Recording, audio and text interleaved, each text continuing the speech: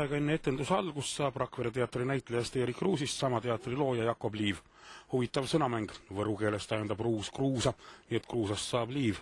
Kirja- ja teatrimeeste jaoks on sõnamängudel oma tähendus kindlasti olemas. Ruusi muutumine liivaks on lausa pühalik hetk.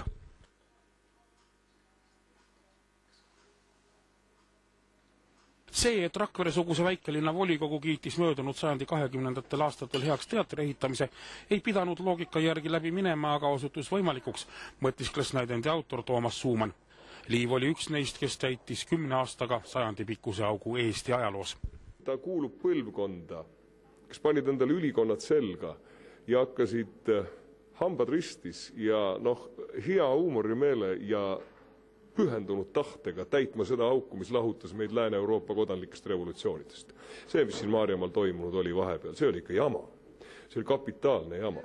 Millises augus me elasime. Suumann on kirjutanud vendadest Jakob ja Juhan Liivast näidendi Liivad, mis oli Rakvere teatri laval eelmisel sajandil. Teatrijuht Joonas Tartu kinnitab, et teatri asutamine väikelinna on sündmus, mis pani elu käima.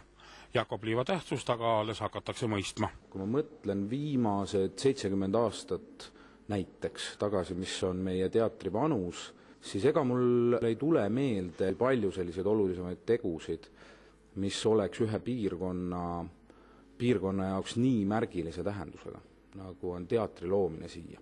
Tänapäeval, kui majanduskriisi ajal räägivad mõned inimesed kultuuri toetamise mõttetusest, tundub möödunud sajandi 30. ja 20. aastatel Rakveres aset leidnu ilmvõimatuna. Seesama oma asja ajamine ja tegelikult hullumeelne idee, mis viiakse ellu, et see on küll, mis kõiki eestlasi peaks ja mida ma olen näinud, mis ka iseloomustab, et Jakob Liiv on oma tegudega olnud suurepärane kehastus.